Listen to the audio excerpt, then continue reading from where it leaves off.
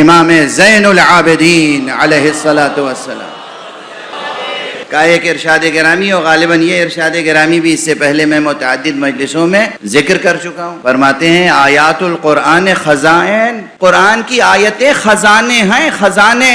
قرآن کریم کی، قرآن عظیم کی، قرآن مجید کی، قرآن ذی الذکر کی آیتیں خزانے ہیں۔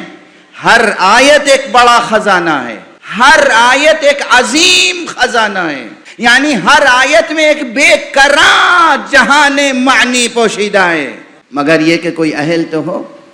تو امام نے فرمایا، امام زین العابدین علیہ السلام کی تعلیم ہے، امام سجاد کے عزاداروں، امام کا یہ کلام یاد رکھنا، اور آج سے قرآن کی تلاوت میں پھر خلل نہ آئے، سستی نہ آئے، قرآن کی تلاوت روز ہو، اور کم سے کم ایک آیت یا کسی ایک فقرے پر تھوڑی دیر کے لیے دل و نگاہ کو، ذہن کو، ضمیر کو مرتکز کر کے وہاں سے حق کی تجلی اپنے دل پر پیدا کرنے کی کوشش کرنا۔ کسی ایک فقرے، خدا کی قسم کسی ایک فقرے پر صرف بسم اللہ کے بارے میں سوچتے رہیں، صرف الحمدللہ کے بارے میں سوچتے رہیں، صرف الرحمن الرحیم اسی پہ سوچتے رہیں، صرف مالک یوم الدین اس پہ سوچتے رہیں۔ ارے میں آپ کو قسم کھا کے عرض کر رہا ہوں، کچھ نہ یاد ہو، صرف آپ توجہ کے ساتھ پوری توجہ کے ساتھ، محبت کے ساتھ، ادب کے ساتھ آپ کہتے رہیں الف لام میم، الف لام میم، الف لام میم، الف لام میم، اتنی بار کہیں کہ آپ محسوس کریں گے کہ آپ کے سامنے سے کوئی پردہ ہٹ رہا ہے اور تجلی ہو رہی ہے، نور آشکارا ہو رہا ہے، آنکھوں میں نور، دل میں نور، ذہن میں نور، آپ کے پورے وجود میں نورانیت پھیل جائے گی۔ پڑھیں تو صحیح قرآن محبت کے ساتھ۔ یہ وہ حروف ہیں جن میں نہ تجوید کی مشکل ہے، نہ قرأت کی مشکل ہے، شین قاف ح عین قاف خ صاد سے کچھ نہیں، الف لام میم، یہ وہ تین آوازیں ہیں جو دنیا کی ہر زبان میں پائی جاتی ہیں، آسانی سے ہر ایک کہہ سکتا ہے، افریقہ کا ہو، امریکہ کا ہو، بھارت کا ہو، عرب کا ہو، چین کا ہو، جاپان کا ہو، الف لام میم، ہر آدمی آسانی سے یہ حروف کہہ سکتا ہے، مگر اللہ کی محبت کے ساتھ، مصطفیٰ کی نبوت پر یقین کے ساتھ، اہل بیت سے کمال مودت کے ساتھ الف لام میم کا ورد کر کے دیکھ لو کیسی تجلیاں ہوتی ہیں۔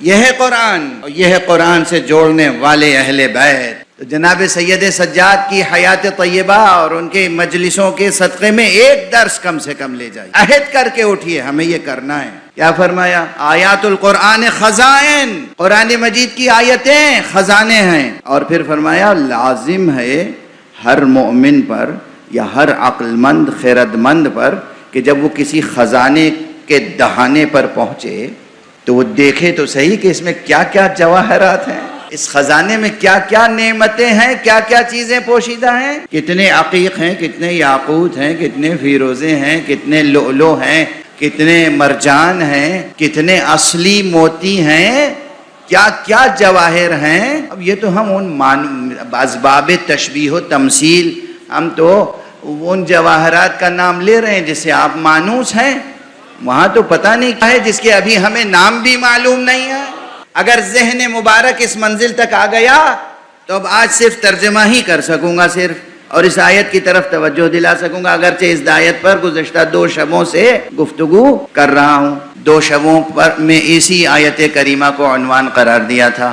یہ آیت کریمہ جس میں کہا گیا ہے، اور سورہ مبارکہ مائدہ کی آیت ہے، سورہ مائدہ، سورہ مائدہ۔ مائدہ کے معنی کیا ہے؟ دسترخوان، خالی دسترخوان نہیں، نعمتوں سے بھرا ہوا دسترخوان۔ عربی میں بہت سے ایسے الفاظ ہیں جن کا ایک ہی لفظ میں ٹرانسلیشن ممکن نہیں ہے، میں کہہ رہا ہوں ممکن نہیں، امپاسبل۔ عربی زبان میں بہت سے ایسے الفاظ ہیں، بہت سے ایسے الفاظ ہیں، تنہا لفظ جس کا کوئی دوسری زبان کا تنہا لفظ ترجمہ نہیں بن سکتا، ترجمانی نہیں کر سکتا۔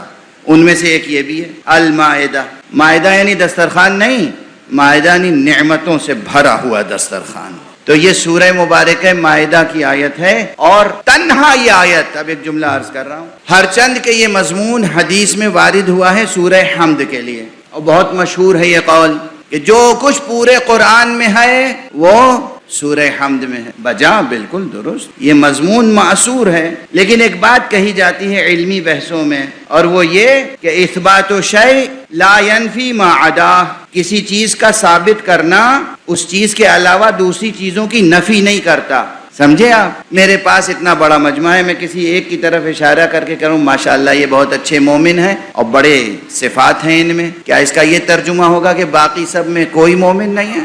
یہ تو نہیں ہو سکتا نا مفہوم۔ کسی ایک کو میں کہہ رہا ہوں تو کسی مصلحت سے کہہ رہا ہوں گا، کسی سبب سے کہہ رہا ہوں گا، اس کے یہ معنی نہیں ہے کہ باقی سب کی طرف سے نفی ہو گئی کہ صاحب ان میں کوئی کمال نہیں ہے، ان میں کوئی ایمان نہیں ہے، ان میں صفات نہیں ہے، نہیں۔ تو اثبات شیء لا ینفی ما عدا، کسی چیز کو ثابت کرنا یا کسی چیز کا بیان کرنا، اس کے معنی یہ نہیں ہے کہ اس کے علاوہ چیزوں سے اس چیز کی نفی کی جا رہی ہے۔ علماء کرام مجلس میں تشریف فرما ہیں، پروردگار ان کے سایہ عاطفت کو، سایہ پربرکت کو محفوظ رکھے، اور مومنین کو توفیق عطا فرمائے کہ وہ علماء کی قدردانی کریں، قدر شناسی کریں، علماء سے استفادہ کریں، اور علماء کو پروردگار توفیق عطا فرمائے کہ وہ امت کے ہر فرد کو اپنے بیٹے کی طرح تربیت کریں۔ تو بات جو عرض کر رہا تھا کہ کسی ایک شے کا اثبات دوسری شے کی نفی نہیں کرتا۔ بے شک جو کچھ پورے قرآن میں ہے وہ سورہ حمد میں ہے، اور سورہ حمد کی اپنی ایک شان ہے۔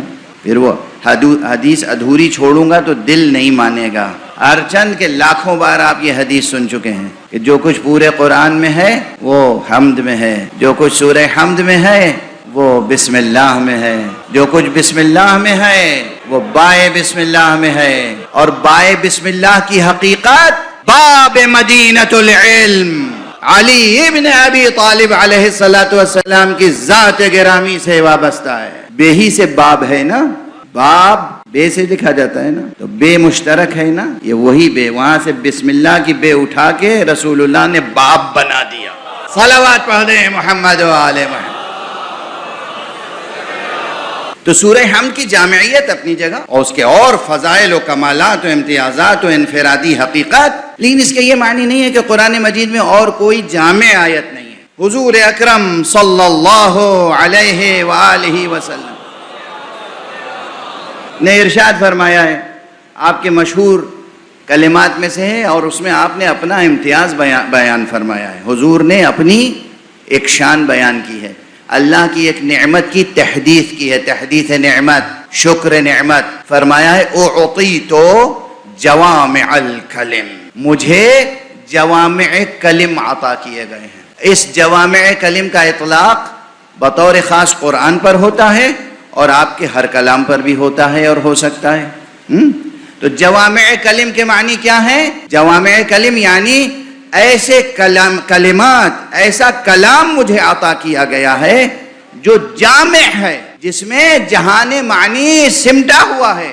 جوامع الکلم، یہ جوامع الکلم جمع اس لیے آیا کہ صرف ایک دو آیت یا ایک دو سورے ایسے نہیں ہیں، بہت سے ایسے آیات قرآن مجید کے ہیں جن میں یہ شان پائی جاتی۔ اب میں عرض کروں، بات رٹی ہوئی بات، جتنی آدمی رٹے ہوئے ہوگا اتنی ہی کہہ پائے گا، اور جتنی بار کہے گا وہی دہرائے گا، ہے نا؟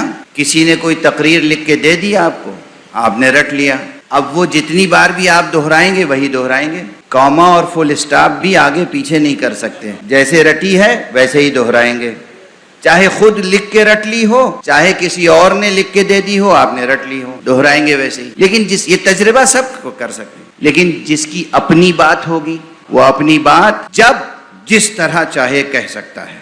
مختصر وقت ہوگا تو اپنی بات مختصر لفظوں میں کہے گا، ذرا زیادہ وقت ہوگا تو اپنی بات مفصل کہے گا۔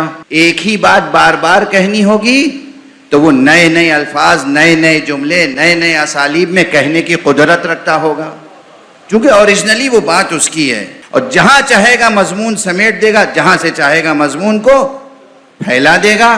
یہ ایک اوریجنل خلاق کی صفت ہوتی ہے، اور وہ جو خالق کون و مکان ہے، وہ جس نے انسان کو نعمت سخن سے مالا مال کیا، وہ متکلم، وہ حی و قیوم، وہ زندہ متکلم، اس کی کیا شان ہے؟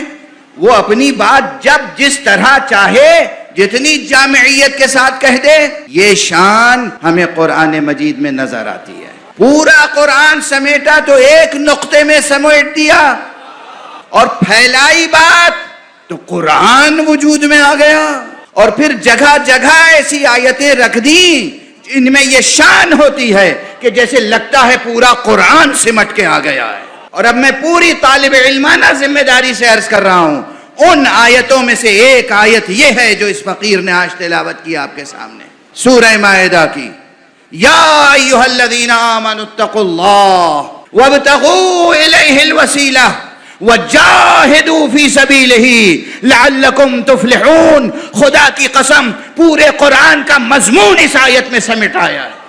یاد رکھیے گا، اگلی 2-3 تقریروں میں ممکن ہوگا تو اسے میں قسط وار عرض کروں گا کہ کس طریقے سے پورے قرآن کا مضمون یہاں اس ایک آیت میں سمٹا ہوا ہے۔ کیا جامع آیت ہے، کیا پر نور آیت ہے۔ معلوم ہوتا ہے کہ چشمہ نور وحی ہے، معلوم ہوتا ہے کوثر بلاغت الہیہ ہے، معلوم ہوتا ہے سلسبیل فصاحت ربانیہ ہے، معلوم ہوتا ہے کلام الہی کا ٹھاٹھے مارتا ہوا سمندر ہے، مگر معجزہ یہ ہے کہ مختصر نظر آتا ہے اور سمندر کا سمندر ہے، کوزے میں سمندر ہے۔ کوزے میں سمندر لفظ لکھ دینا آسان ہے، کوزے میں سمندر دیکھنا ہو تو قرآن پڑھو۔ تو عزیزوں، جوانوں، بچوں، بزرگوں، قرآن پڑھو، قرآن۔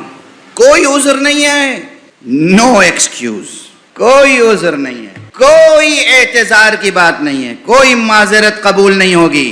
یہ قرآن روز محشر شکایت کرے گا ہر اس شخص کی جس کے گھر میں قرآن ہوگا اور وہ قرآن کی تلاوت نہیں کرتا ہوگا۔ یہ ممکن نہیں ہے کہ خدا قرآن کی شکایت نہ سنے۔ لحاظ کرو خدا کا، خوف کرو خدا کا، ڈرو خدا سے۔ خدا رحیم ہے، رحمان ہے، کریم ہے، غفور ہے، غفار ہے، ستار ہے، سب ہے، مگر خدا عادل بھی ہے۔